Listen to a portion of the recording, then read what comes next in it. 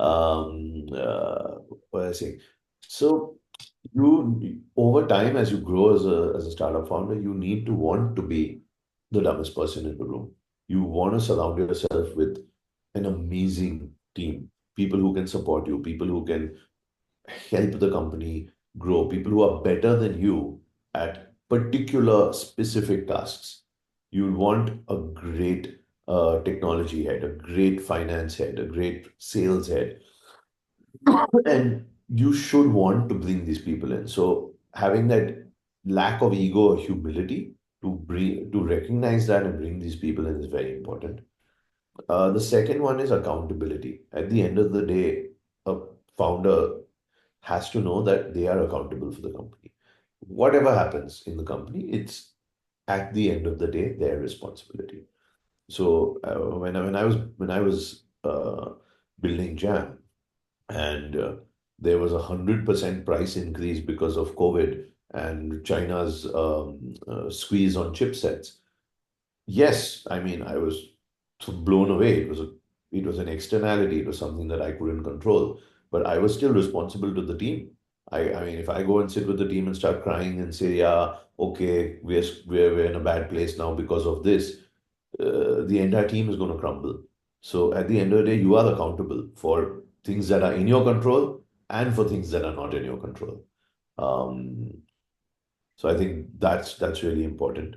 Um, Resilience is definitely one big piece, but with resilience, I will add.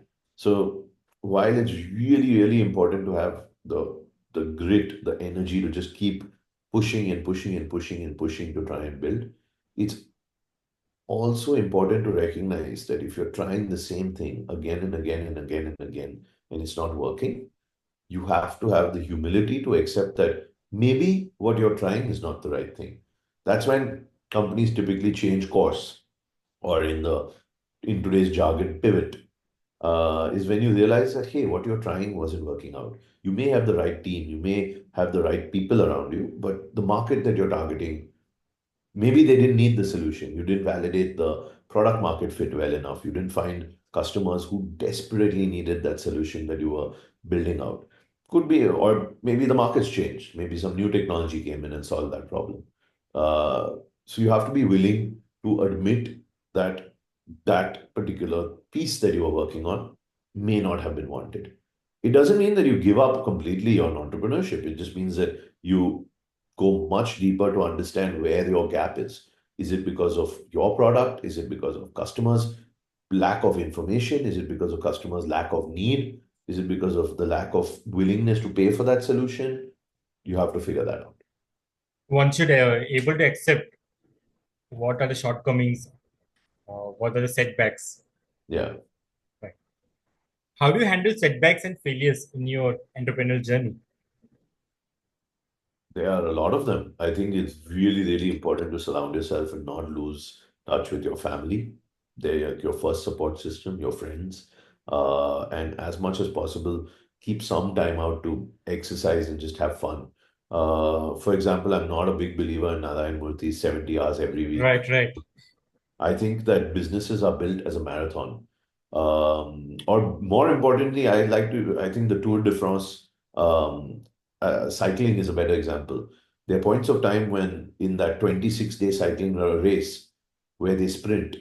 There are times when they are sprinting really hard, really fast. They're cycling at 45, 50 kilometers an hour. And there are times when they're just cycling at 10 kilometers an hour.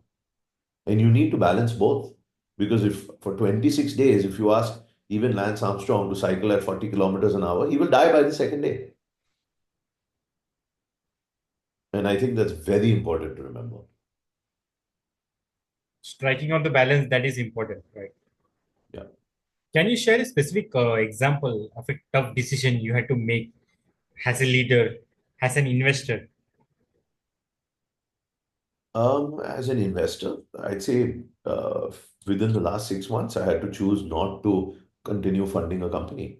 And it's a hard decision because you get very Hmm. close to founders, you build a very deep relationship with them, and you always want to support them. I mean, I think one part of investing is optimism. We we're crazy people who think that the founders we invest in can change the world, which means that we have the belief that that world can be changed, or something can just work.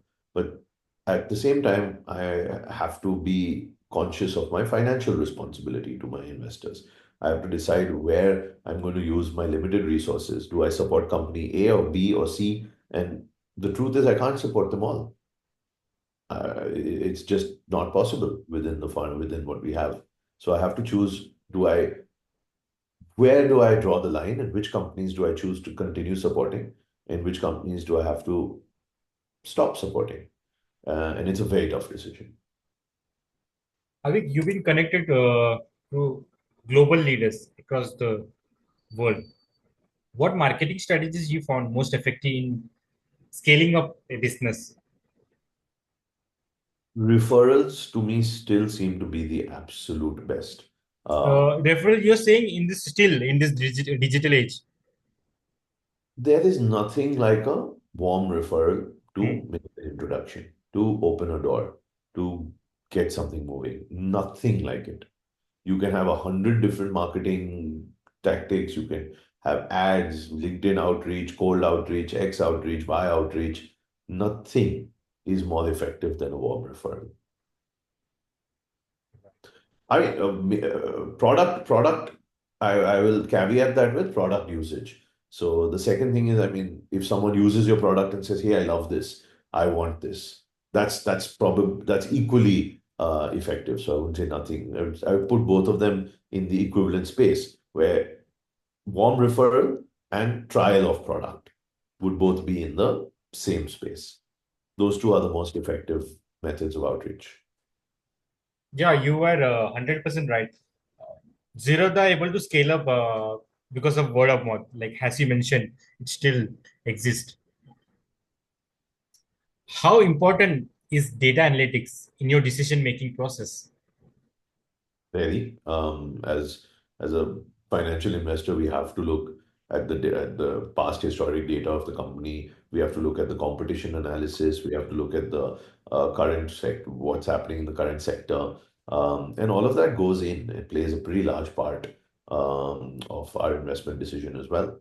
That how is the sector growing? Is there headwinds? Are there tailwinds? Are there regulatory issues? Like for example, right now, I mean, I have a lot of empathy for people who are building in the fintech space because, for example, as a founder, my business was crushed because of regulatory, I won't say regulatory, but changes that I couldn't control, which was the price of chipsets increasing. Hmm. And similarly, today you have a whole bunch of fintech founders who are just struggling because RBI is not giving very clear guidelines on what they're expecting and what they want. So you have fintech businesses that have built up, I'd say some very, very interesting and innovative businesses that are just today struggling to maintain customers, to operate, to get funding, because all investors are scared as well. We don't know whether tomorrow, if one rule change is going to come out, which will kill a company.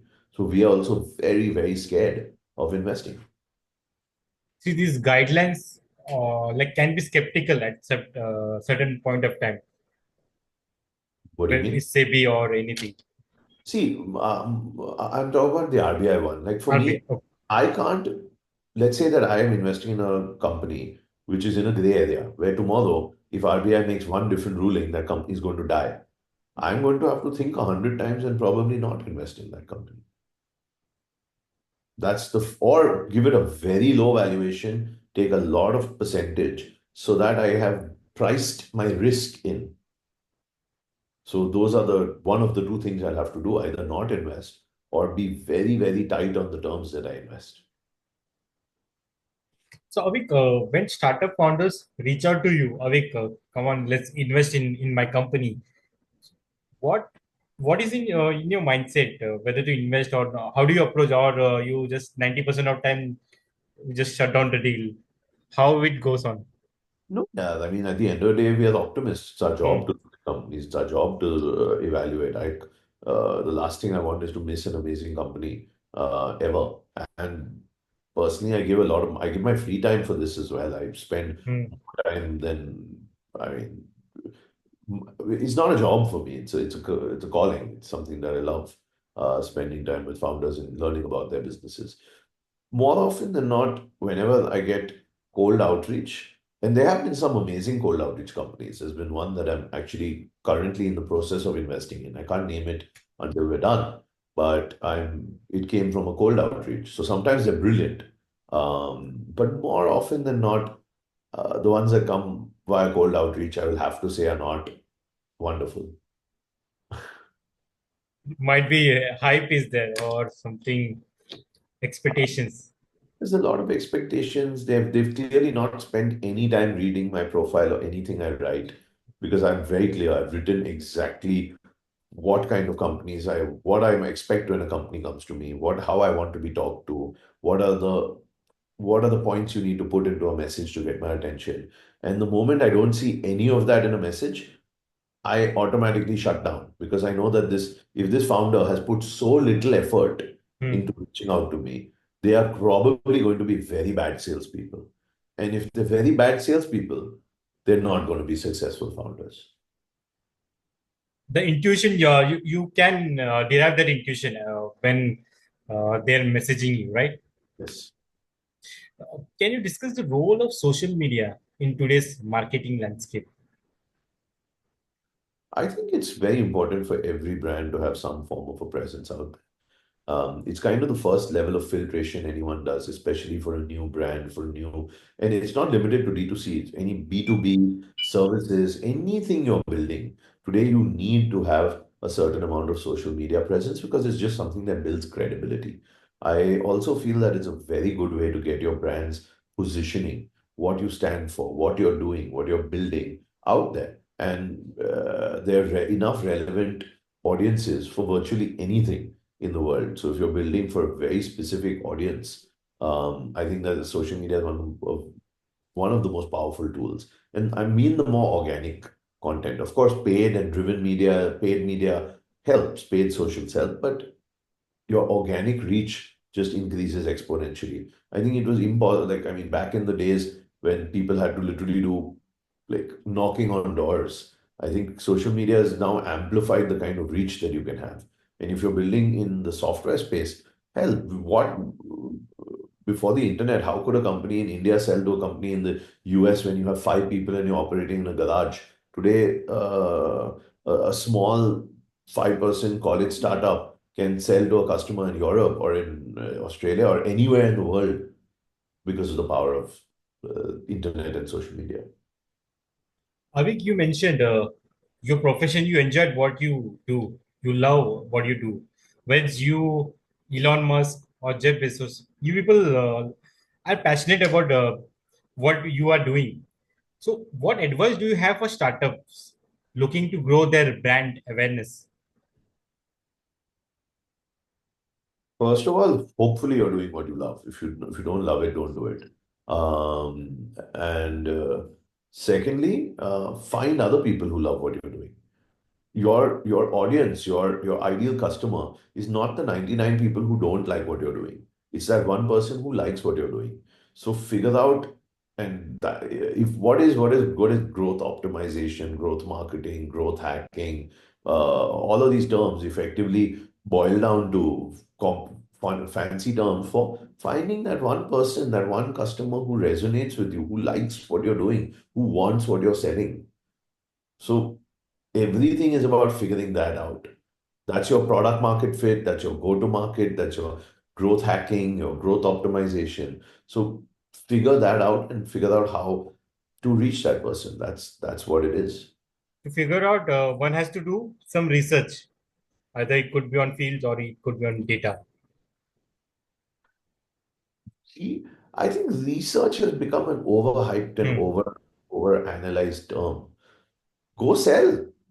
Speak Okay. to 100 customers and try and get them to pay you money for a product. If 90 of them say, 99 of them say no, and the final one maybe just says yes and then drops off, you don't have a product that anyone's going to want. You don't need research, that's research. Now, that will tell you one of three things. Your product's not good enough, you're not targeting the right people, or you're not targeting the right customer segment, or you're outreach is broken. So either they're not understanding what you're doing, you're targeting the wrong person in the company, you're targeting the wrong stage of company. Like you're building an SME software and you're trying to target an enterprise, or you're targeting building an enterprise and you're trying to target a Kirana store. So that sales is the best research you can ever have.